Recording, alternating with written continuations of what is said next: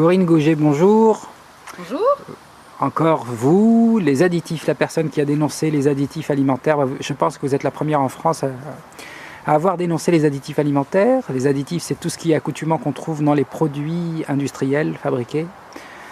Et c'est la série plats cuisinés, c'est ça? Oui, aujourd'hui, dans la série Les Immangeables, je vais vous parler des plats cuisinés et des soupes. Donc, pour commencer, afin de vous expliquer pourquoi je fais ça et quelles sont mes motivations, je vais vous parler du droit de l'enfant, dont l'article 24, le droit à la santé. Donc, ce droit est applicable aussi en France, sauf qu'il n'est pas respecté, ni par le gouvernement, le ministère de la Santé, ni par l'ANSES, ni par les industriels. Donc, article 24, le droit à la santé et aux services médicaux. Article 24E, donc l'État doit faire en sorte que le développement de l'information des adultes et des enfants sur la santé, la nutrition, l'hygiène et la prévention des accidents. Afin que le droit à la santé soit une réalité pour tous les enfants du monde, il faut que chaque enfant puisse bénéficier de soins appropriés et d'une eau saine. Donc vous avez droit à la santé et à l'information, ça c'est l'article 24. Et donc du coup, moi je vais vous porter l'information. Ça c'est donc un petit livre à 2 €. Et vous avez droit à toute information nationale et internationale, même transmise par le biais des médias. Or, vous comprenez bien que les médias faisant de la publicité pour ces produits, ils ne vont pas vous dire la vérité. Donc, on va parler des plats en boîte. Parce que quand vous prenez une boîte en métal comme ça, il y avait souvent du bisphénol A à l'intérieur, et qui a été dénoncé par un certain toxicologue très connu en France, dont je retirerai le nom ici parce que on va dire qu'on a des différents points de vue. Et donc ce toxicologue très connu s'est battu pour qu'on retire le bisphénol A des boîtes de conserve. Est-ce que vous pouvez dire ce que c'est le bisphénol? C'est un composant de plastique qui passe dans les aliments et qui peut provoquer des dérèglements endocriniens. Et donc qui est assez dangereux. Donc après plusieurs années de débat, il a été décidé que des boîtes de conserve, des biberons et autres, ce composant serait retiré. Or, on s'est bien gardé de dénoncer ce qu'il y avait dans la boîte, qui est encore plus toxique. Parce que là, ça dérange des sujets sensibles. Si on prend l'exemple de ça, vous avez différents formats selon votre appétit. Donc, on va prendre peut-être une petite boîte. Et puis, si vous avez faim, il y aura des formats familiaux. Et c'est pour toute la famille puisse en manger. Donc, et puis, vous avez différentes tailles aussi comme ça. Donc, là, c'est le cassoulet, saucisses, lentilles, grosse boîte, petite boîte. Moins c'est cher, plus il y aura d'additifs alimentaires. C'est assez affolant.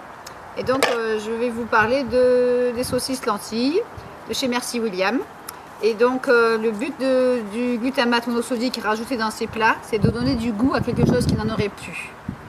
Et c'est très bien expliqué par le Dr Russell Blaylock, auteur de ce livre, Excitotoxine, le goût qui tue en anglais, qui fait des conférences sur ce sujet depuis des années aux États-Unis, qui est très très connu, sauf en France.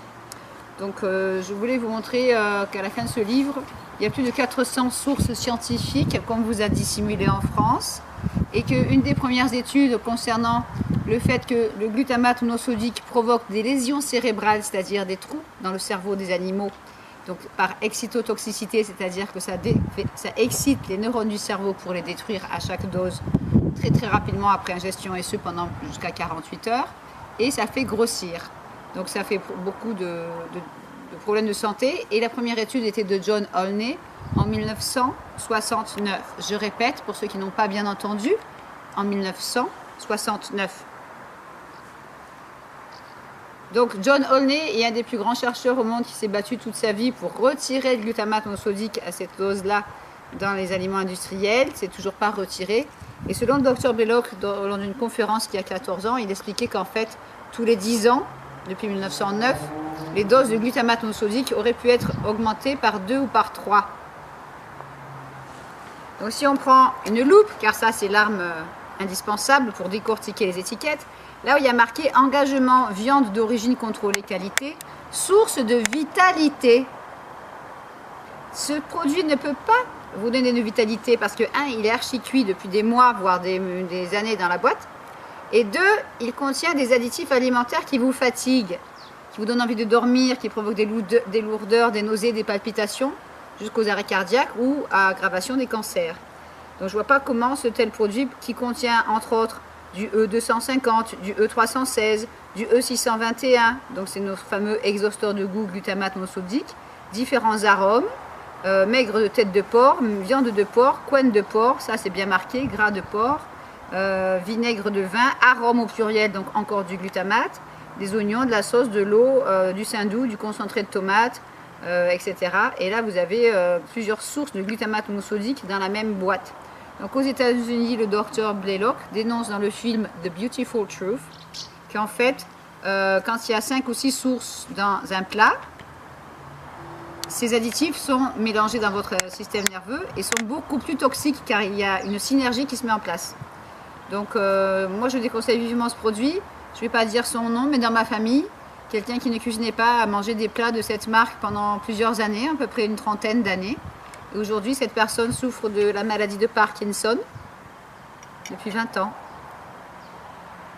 Et c'est vraiment triste de voir une personne se dégrader comme ça petit à petit avec une telle maladie. Donc, pour vous donner une petite idée, j'ai les chiffres aussi que j'avais donnés au ministère de la Santé qui n'a rien fait du tout en 2011. En France, Parkinson fait 100 000 cas en France par an. Pardon, 100 000 cas en France et 14 000 nouveaux cas par an dès l'âge de 20 ans.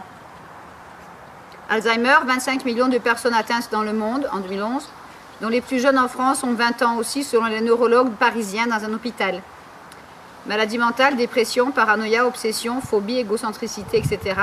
peuvent aussi être aggravées par l'alcool et le glutamate monosodique et aussi l'aspartame. Tout ça, c'est prouvé depuis des années. Est-ce que vous voulez bien rappeler j'arrive jamais à le dire, le glutamate monosodique? Glutamate monosodique. Alors c'est très simple, quand vous n'arrivez pas à dire le nom d'un additif, c'est que c'est un peu trop compliqué, vous reposez la boîte. Donc du coup ça, je l'ai acheté en Hollande dans une petite boutique.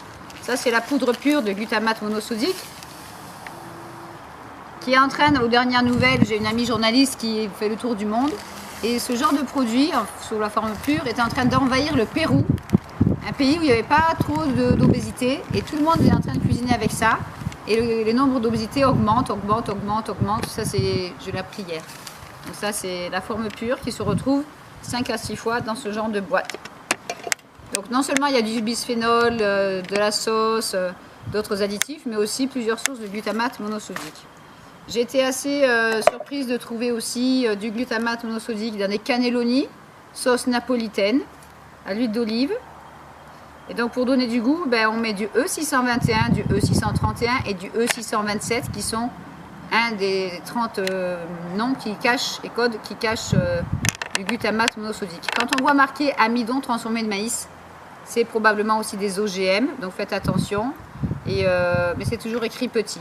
Or, la toute première étude sur le glutamate date des années 1950 et on avait prouvé à l'époque que le glutamate monosodique provoque des problèmes de vue. Donc imaginez quelqu'un qui n'a pas le temps, il vide une boîte dans une assiette, qui passe au micro-ondes, c'est encore plus dangereux, et puis il arrose ça avec une canette de soda light. Donc il va avoir aspartame et glutamate dans son système nerveux, et dans les heures qui suivent, ça peut faire des symptômes qui partent de la migraine à l'insomnie, à la crise de rage, ou à l'arrêt cardiaque fulgurant dans son lit, ou aux toilettes, puisque les deux provoquent des troubles du système digestif. Donc cette année, j'avais fait un atelier dans une école maternelle, et il y a un petit garçon qui avait apporté ça, format familial, et il avait mangé ça avec sa maman et ses 3 frères et sœurs. Et là, on se retrouve encore avec E250, E316, exhausteur de goût, 2 points, glutamate de sodium, mais la famille ne l'avait pas lu, parce qu'évidemment, il y a moins de 1% de sel, mais on ne dit pas le pourcentage de glutamate monosodique. Donc là, vous avez toute une ribambelle. Après, se pose un autre problème, c'est ce genre de nouveaux produits qui étaient en vente en rayon. Où il y a marqué XXL, des torsades bolognaises. Donc ça voulait dire que c'était des grandes barquettes. Et quand on achète des vêtements de taille XXL, c'est qu'on est vraiment en surpoids, on va dire en surcharge pondérale, voire en obésité morbide. Donc c'est un peu ironique de trouver l'assiette XXL 350 grammes avec les ingrédients cachés en dessous, où on voit encore E621 dans la liste des ingrédients, dont arôme. C'est un peu du délire. On avait aussi ce joli petit système de cocotte, potée campagnarde en plastique à passer au micro-ondes, bien sûr, Là, on ne parlera pas de bisphénol A. Et là, en dessous, on a aussi plusieurs E, 451, 452, 250, et bien sûr notre fameux glutamate exhausteur de goût, E621. C'est écrit en noir sur gris, donc pas très lisible, alors que sur le devant, on voit bien les lettres qui ressortent bien. Donc c'est le jour où j'ai acheté ce pot-là, je l'ai vidé dans une assiette, c'est ma chienne qui est là, se lécher les babines et pensait qu'elle allait avoir ça dans sa gamelle le soir. J'en donnerai même pas à mon chien. Donc après, ce qui se passe aussi, pour les adultes, c'est un message très important, les familles qui ont des enfants inscrits à la cantine, il faudrait bien prendre conscience que vous payez ces repas, des fois jusqu'à 4 ou 5 euros, il paraît, et que vous avez le droit de savoir ce que mange votre enfant. Peu de parents ont pris conscience de ce problème, ils sont une dizaine en France à être motivés, et dans les cantines, on vous met des sauces de ce format-là, ou de ce format-là, et là c'est toujours bardé de glutamate monosodique. Seulement le chef cuisinier n'a pas appris à lire les étiquettes, et malgré lui, sans le savoir, il donne un exhausteur de goût aux enfants qui peut provoquer des chocs anaphylactiques, des œdèmes de Quint, des crises d'asthme, des troubles du comportement, des problèmes cardiaques, des problèmes d'obésité, de diabète, etc. La liste est longue, tremblement des jambes, crise de colère, dépression et compagnie. Et donc du coup, on donne ça à vos enfants à la cantine. Je voudrais savoir s'il serait possible qu'en France, un jour, au moins une école, et que ça soit médiatisé, les parents boycottent le repas de la cantine qu'ils ont payé et ils donnent un panier repas à leurs enfants. Et tous les repas iraient à la poubelle. Vous avez le droit de savoir qu'une partie des problèmes d'obésité viennent aussi de ce que vos enfants mangent à la cantine. Après, on va dire aux enfants, mange ta soupe pour bien grandir. Parce qu'il y a aussi les soupes toutes prêtes. Et donc là, moi, j'aurais tendance à dire, puisque le glutamate fait grossir, mange ta soupe pour bien grossir. Et oui. Donc, pas plus tard qu'hier, j'ai rencontré des gens qui ne peuvent plus se passer de bouillon de toutes sortes pour mettre dans leur soupe et qui étaient en surpoids à 16 ans, 19 ans, 40 ans et qui disaient ouvertement, je ne pourrais pas me passer de bouillon. Ou de saucissons qui contiennent des poids de la charcuterie aussi du E621. Donc là, je vais vite vous parler de certains produits soi-disant bio. Voilà. Vous avez le droit de savoir, dans ces produits-là, qu'il n'y a pas marqué le mot glutamate monosodique, mais il y a marqué le mot extrait de levure. Donc je vous encourage d'aller sur YouTube et de regarder le documentaire Poudres et potions de l'industrie alimentaire. Vous comprendrez, il y a 2 ou 3 parties, que l'extrait de levure est bien du glutamate monosodique caché sous d'autres noms dans des produits bio ou pas en boutique diététique ou en supermarché. Donc il faudrait peut-être arrêter de prendre les gens pour des abrutis, car vous n'êtes pas abrutis. Vous avez le pouvoir de changer les choses en consommant autrement. Là aussi, on se retrouve avec le fameux extrait de levure dans ce genre de produit de chez Connard. Donc moi, j'adore ce sachet. Je vais vous lire une anecdote. Secret de grand-mère. Les grand-mères de 90 ans, qui auront la chance d'avoir 90 ans aujourd'hui, ne cuisinaient pas avec ce genre de produit étant enfants. Et leur maman ne cuisinait pas avec ça, ça n'existait pas, il y a à peu près 60 ans. Et donc du coup, la marque Connard vous fait des jolis sachets comme ça, avec un petit poème presque derrière. Quand il fait froid dehors, c'est toujours agréable de se réconforter avec la délicieuse soupe de grand-mère. Elle seule sait la préparer. Elle prend le temps de bien choisir ses légumes. Les haricots verts doivent être bien fermes, les petits pois bien craquants et les carottes bien tendres. Puis, elle les laisse mijoter dans sa cocotte le temps qu'il faut. Lorsque c'est prêt, elle passe le mélange dans son vieux moulin à légumes pour garder dans sa soupe des petits morceaux fondants. Alors, je vous rappelle qu'à l'époque, les moulins à légumes, ils étaient en aluminium. Il faut rajouter un petit peu d'aluminium dans la soupe. Hein. Avec toutes les casseroles en alu, à l'époque, on se demande pourquoi il y a autant d'Alzheimer. Elle a raison, grand-mère, c'est délicieux. Et on devrait en manger plus souvent. Sauf que là, c'est pas grand-mère qui vous fait la soupe. Et donc, on vous rajoute du glutamate monosodique sous le mot extrait de levure, etc., etc. Il y a de l'huile de palme aussi. Alors que votre grand-mère ne faisait pas de soupe avec ces produits-là. Donc, je vous laisse décortiquer vos étiquettes en vous souhaitant la meilleure santé possible pour éviter toutes ces pathologies. Faites votre soupe vous-même et évitez les formats économiques, les 15% gratuits, etc. Je vais juste vous faire une petite démonstration d'un plat préparé. Je vais enlever les ouvrages de référence. qui sont quand même nombreux. Donc voilà. Là, vous avez toute la collection si vous voulez en savoir plus, en français ou en anglais. D'accord. Et je vais vous montrer ce que donne une boîte qu'on donne aux pauvres gens. C'est des boîtes qui ont été abîmées lors du déballage dans les supermarchés. Et donc on donne ça à la banque alimentaire ou à les associations qui vont aider les démunis. Voilà, donc ça, cette boîte, elle est garantie jusqu'en 2015. Pardon. On va l'ouvrir, n'est-ce pas? Ils ont trouvé un moyen pour ne pas se servir d'ouvre-boîte. Voilà. C'est beau, hein? Donc là, si on avait un microscope, on voit les taches d'huile, de graisse, et on voit des tout petits points blancs, on dirait presque que c'est du glutamate qui se dissout. Je vais vider ça gentiment, sans trop m'éclabousser dans la boîte. Ça fait peut-être 8 mois que j'ai ça. Donc on va dire que ça fait 1 an que c'est dans la boîte. Aïe aïe aïe, ça va déborder. Non! Et les gens, ils mettent ça au four avec du gruyère. Et ils vont des fois donner ça à manger à leurs enfants avec un yaourt aromatisé comme dessert. Vitamine, 0%. Additif, c'est pas marqué le pourcentage. Rassurez-vous, il n'y a pas de conservateur, bœuf d'origine contrôlée, cuisiné sans huile de palme, 3,5% de matière grasse, teneur en sel limitée à 1%. La teneur en glutamate monosodique n'est pas indiquée. Et dans les ingrédients, on retrouve amidon transformé de maïs, probablement OGM, arôme, donc du glutamate, et on trouve arôme de fumée, donc encore du glutamate monosodique dans l'arôme de fumée. Je vous souhaite un bon appétit. Rassurez-vous, je ne vais pas le manger. Non, non, non. Et je donnerai même pas ça à mon chien ce soir. Par pitié, ne donnez pas ça à vos enfants, ni à votre grand-père ou votre grand-mère. Peut-être donner ça à votre ennemi, s'il a faim, mais évitez ces produits. Vous voyez, ça coule partout, c'est vraiment écœurant. Et heureusement qu'avec l'image, on ne filme pas l'odeur. Ah, c'est pas... Ça sent vraiment le glutamate. Alors la bonne nouvelle, c'est que quand on s'arrête de manger ça, progressivement, on retrouve le goût des aliments, des vrais aliments. Et on retrouve petit à petit ces neurones qui nous permettent de mieux réfléchir avant d'agir, surtout avant de consommer. Donc cette boîte ira à la poubelle et son contenu ira dans les toilettes ou dans le sac poubelle avec. Voilà, et c'est 100% bœuf.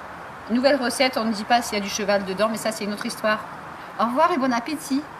La santé, la nutrition, l'hygiène et la prévention des accidents. Afin que le droit à la santé soit une réalité pour tous les enfants du monde, il faut que chaque enfant puisse bénéficier de soins appropriés et d'une eau saine. Donc vous avez droit à la santé et à l'information, ça c'est l'article 24. Et donc du coup, moi je vais vous porter l'information. Ça c'est donc un petit livre à 2 €.